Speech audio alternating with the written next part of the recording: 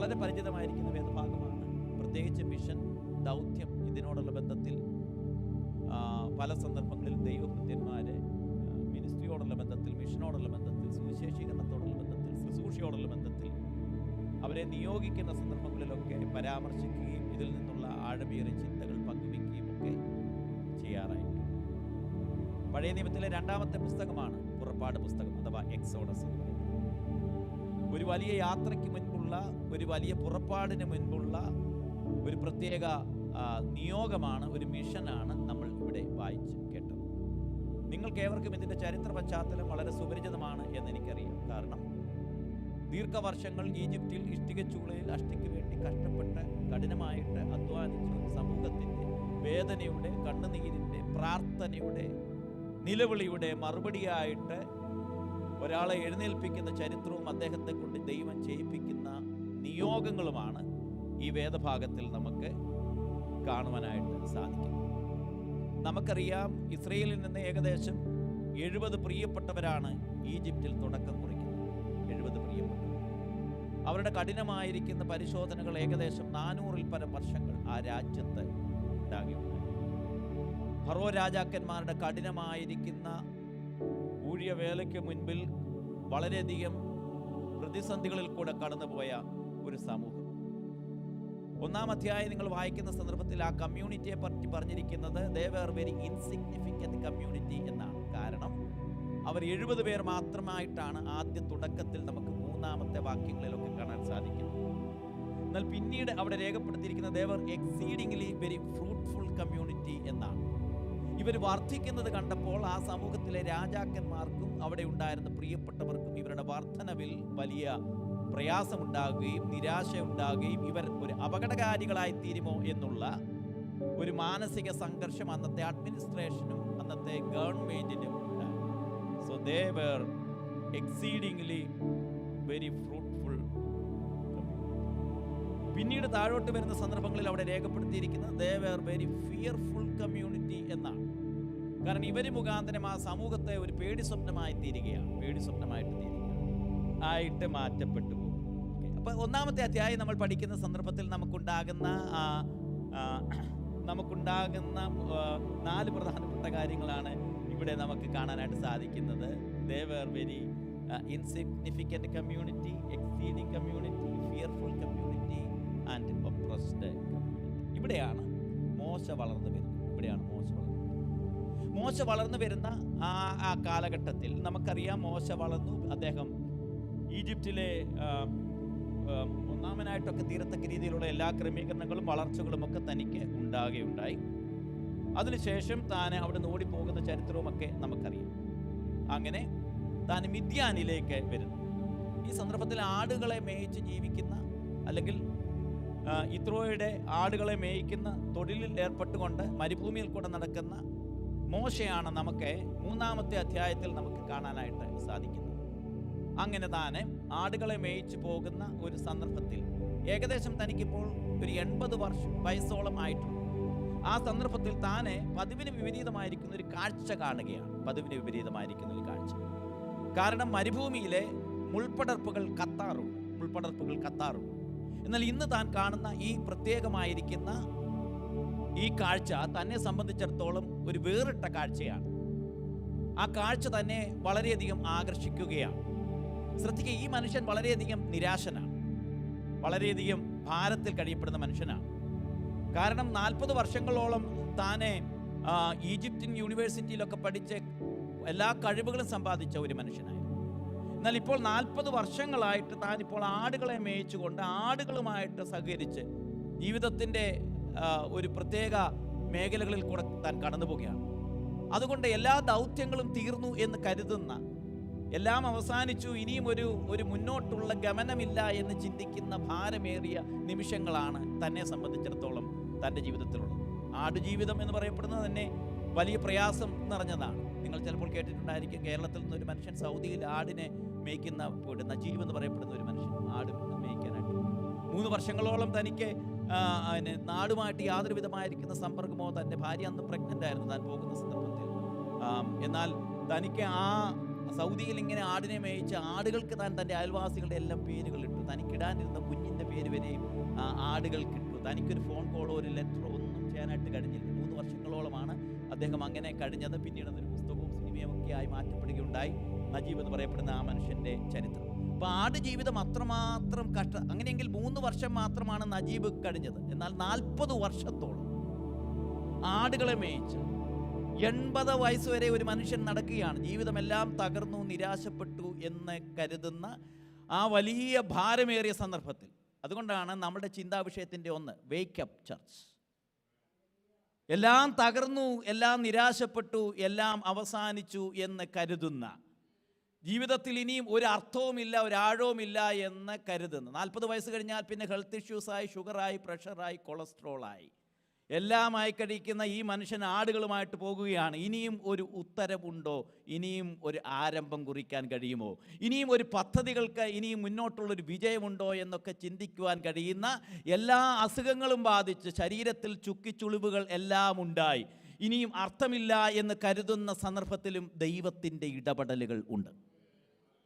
ഇന്ന് പകൽക്കാലം പ്രാർത്ഥനയ്ക്കായിട്ട് വന്നിരിക്കുന്ന ദൈവമക്കൾ നിരാശയുടെ അടിത്തട്ടിൽ കൂടെ കടന്നു പോകുമ്പോഴും സങ്കടങ്ങളുടെ താഴ്വരകളിൽ നിങ്ങൾക്ക് വേണ്ടി ഇറങ്ങി വരുന്ന ദൈവത്തിൻ്റെ കരുതലിൻ്റെ കരങ്ങളുണ്ട്. ഇതിൻ്റെ 7-ാമത്തെ വാക്യത്തിലേക്ക് വരുന്ന സന്ദർഭത്തിൽ ഇവരുടെ സങ്കടത്തിൻ്റെ കഠിനമായ വേദനയുടെ നേർരേഖയാണ് രേഖപ്പെടുത്തിയിരിക്കുന്നത്. ശ്രദ്ധിക്കുക, എൻ്റെ ജനത്തിൻ്റെ കഷ്ടത ഞാൻ കണ്ടു.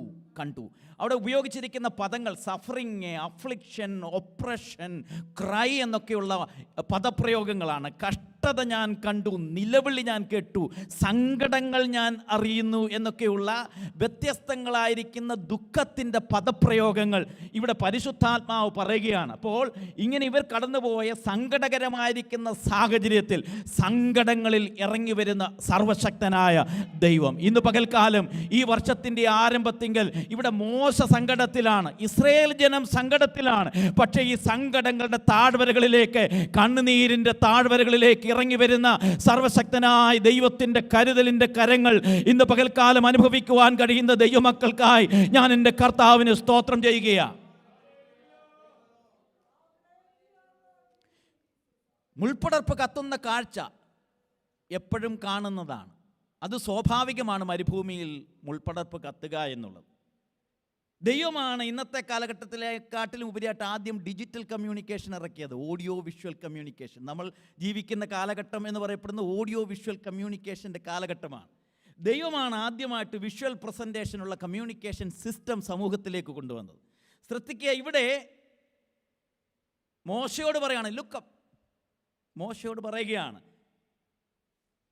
തീ പിടിച്ചു നിൽക്കുകയാണ് മുൾപ്പടർപ്പ് തീ പിടിച്ചു നിൽക്കുന്ന ഒരു കാഴ്ചയാണ്. കത്തുന്ന മുൾപ്പടർപ്പ് എന്ന് പറയപ്പെടുന്ന ചിത്രം കത്തുന്ന ജനതയുടെ കഷ്ടപ്പാടിൻ്റെ സൂചനയാണ്.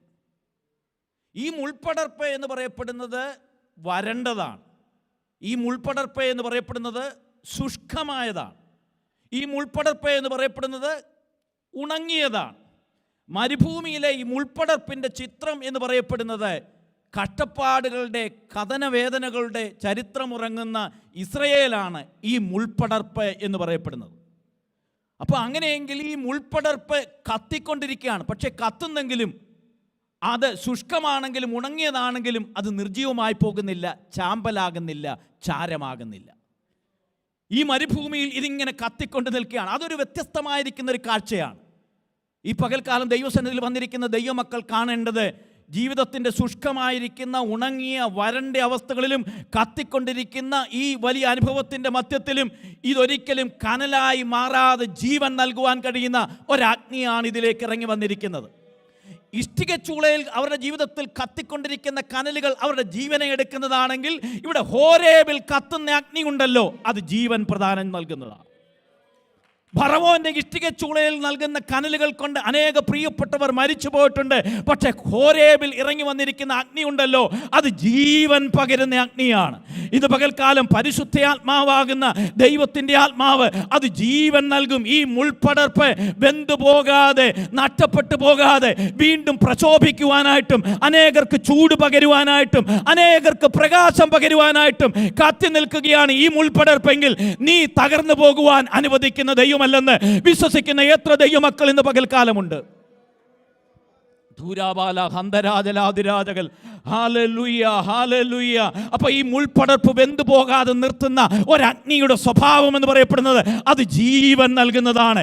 ദൈവാത്മാവിന്റെ അഗ്നിയാകുന്ന പരിശുദ്ധ ആത്മാവ് വെന്തു പോകേണ്ട പല അനുഭവങ്ങളും നിങ്ങളുടെ ജീവിതത്തിന്റെ മേൽ ഉണ്ടെങ്കിലും, തകർന്നു പോകേണ്ട അനേക അനുഭവങ്ങൾ ജീവിതത്തിന്റെ മേൽ ഉണ്ടെങ്കിലും, കഷ്ടപ്പാടിന്റെ, സങ്കടങ്ങളുടെ, വേദനകളുടെ അനേക സന്ദർഭങ്ങൾ ജീവിതത്തിൽ ഉണ്ടെങ്കിലും, ഇതിനെ വീണ്ടും പ്രശോഭിപ്പിക്കുവാൻ ഒരു അഗ്നിയായി മരുഭൂമിയിൽ ഇറങ്ങി വരികയാണ്. ധൂരാബാല ഹന്തരാജലാതിരാജകൾ ഗടകൾ. Hallelujah, hallelujah, hallelujah, hallelujah, hallelujah, hallelujah. ശ്രദ്ധിക്കുക, ഇത് ഹോരേബിലാണ് നടക്കുന്നത്. ഹോരേബ് എന്ന വാക്കിൻ്റെ അർത്ഥം ഡെസലേഷൻ എന്നാണ്, എംപ്റ്റിനെസ് എന്നാണ്, എംപ്റ്റിനെസ് എന്നാണ്. ഇതൊരു മരുഭൂമിയിലുള്ളൊരു മലയാണ്. മലകൾ നമ്മൾ പലപ്പോഴും കേട്ടിട്ടുണ്ട്. അബ്രഹാമിൻ്റെ മല, യാക്കോബിൻ്റെ മല, ഏലിയാവിൻ്റെ മല, യേശു പ്രാർത്ഥിച്ച മലകൾ. അങ്ങനെ പ്രത്യേകിച്ച് മതങ്ങളുടെ എല്ലാം ചരിത്രങ്ങൾ പഠിക്കുമ്പോൾ മലകൾക്ക് വലിയ പ്രാധാന്യമുണ്ട്. ശബരിമല, പരുമല, ഇങ്ങനെയുള്ള മലകൾ നിങ്ങൾ കേട്ടിട്ടുണ്ട്. അപ്പം മലകൾക്കെല്ലാം മതപരമായിട്ടുള്ള ഒത്തിരി പ്രത്യേകതകളുണ്ട്. ദൈവം മലകളിൽ വസിക്കുന്നു എന്നുള്ളൊരു ചിന്ത എല്ലാ മതവിഭാഗങ്ങളുടെ ഇടയിലും ഉണ്ട്.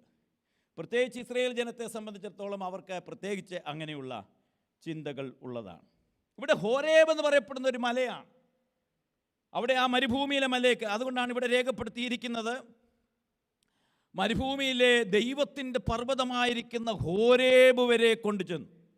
ഹോരേബ് എന്ന് പറയപ്പെടുന്നത് എംപ്റ്റിനെസ് ആണ്, ഡെസലേഷനാണ്, തകർച്ചയുടേതാണ്. അത് ഇനിയും ഈ തകർന്നു കിടക്കുന്ന ഈ സ്ഥലത്ത് ഒരു ഉദ്ധാരണമുണ്ടാകാൻ സാധ്യതയില്ലാത്തൊരു മേഖലയാണ്. അങ്ങനെയെങ്കിൽ എഴുതിത്തള്ളി തീർത്തിരിക്കുന്ന പാഴ്നിലങ്ങളിൽ ദൈവാനുഭവത്തിൻ്റെ ഇടങ്ങളാക്കി മാറ്റുവാൻ ദൈവത്തിന് കഴിയും. ശ്രദ്ധിക്കുക, ഹോരേബ് എന്ന് പറയപ്പെടുന്ന ഒരു പാഴ്നിലമാണ്, മരുഭൂമിയാണ്, എംപ്റ്റിനെസ് ആണ്.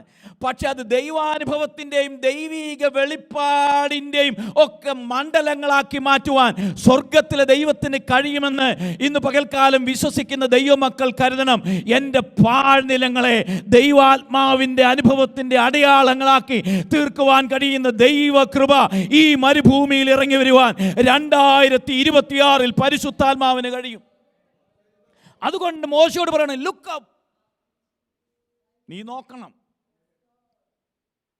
ഒത്തിരി കാര്യങ്ങളുണ്ട്, സമയത്തിൻ്റെ പരിമിതിയുണ്ട്. നിങ്ങൾക്ക് 11:30 പോവുകയും വേണം. എനിക്കാണെങ്കിൽ ഇത് പറയണമെങ്കിൽ ഒരു 1.5 മണിക്കൂർ വേണം. പക്ഷെ നിങ്ങൾക്ക് പോയില്ലെങ്കിൽ നിങ്ങൾ ടെൻഷൻ അടിക്കും. എനിക്കെല്ലാം ഇത് കറക്റ്റ് സമയത്ത് പിടിച്ചു നിർത്തുകയും ചെയ്യണം. സ്തോത്രം.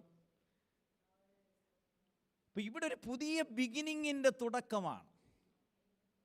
ഹോരേബ് എന്ന് പറയപ്പെടുന്ന ഒരു പുതിയ തുടക്കമാണ്. തകർച്ചയുടെ മണ്ഡലങ്ങളിൽ പുതിയ തുടക്കമാണ്. 2026 ആഗ്രഹിക്കുന്ന പ്രിയപ്പെട്ടവരുടെ തകർച്ചയുടെ ഹോരേബുകളെ പുതിയ ബിഗിനിങ് ആക്കി തീർക്കുവാൻ ദൈവത്തിന് കഴിയുമെന്ന്, ഈ മുൾപടർപ്പ് ശുഷ്കമാണെങ്കിലും വെന്തുപോകാതെ വീണ്ടും നിർത്തുവാനായിട്ടും ഒരു വലിയ പദ്ധതിക്ക് വേണ്ടി ഒരുക്കുവാനായിട്ടും പരിശുദ്ധ ആത്മാവിന് കഴിയുമെന്ന് വിശ്വസിച്ചുകൊണ്ട് അത് ഹൃദയത്തിൽ ഏറ്റെടുത്തുകൊണ്ട് മുന്നേറുവാൻ തയ്യാറായി കഴിഞ്ഞാൽ ഈ പ്രകാശം, ഇവിടെ ഇറങ്ങി വന്നിരിക്കുന്ന ഈ അഗ്നി ഉണ്ടല്ലോ, അത് വീണ്ടും പ്രകാശിപ്പിക്കുന്നതാണ്, ചൂട് പകരുന്നതാണ്, മാലിന്യങ്ങൾ മാറ്റുന്നതാണ്, അനേക പ്രിയപ്പെട്ടവരെ നയിക്കുവാൻ കഴിയുന്നതാണ്. അത് വിശ്വസിച്ചുകൊണ്ട് ഇന്ന് പകൽക്കാലം ദൈവത്തിന് സ്തോത്രം ചെയ്താട്ടെ. നമുക്കറിയാം, പിന്നീട് അവിടെ നിൽക്കുന്നത് വലിയൊരു കോൺവെർസേഷനൊക്കെയാണ്. ഒത്തിരി അവിടെ ദൈവവും മോശയും തമ്മിലുള്ള ഒത്തിരി കോൺവെർസേഷൻ അവിടെ നടക്കുകയാണ്. 2 പ്രാവശ്യം ദൈവം മോശയെ വിളിക്കുകയാണ്, മോശേ മോശേ. അപ്പം മരുഭൂമിയിൽ അവിടെ ആരുമില്ല, പക്ഷെ വിളി കേൾക്കുകയാണ്. അപ്പോൾ പേര് വിളിക്കുന്ന ദൈവമാണ്. മരുഭൂമിയിൽ പേര് വിളിക്കുകയാണ്.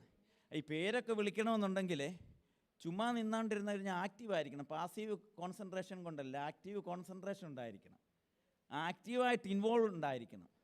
എങ്കിൽ മാത്രമേ പേര് വിളിക്കുന്നത് കേൾക്കാനും ഒക്കത്തുള്ളൂ, ദൈവത്തിന് ഇടപെടാനായിട്ടും ഒക്കത്തുള്ളൂ.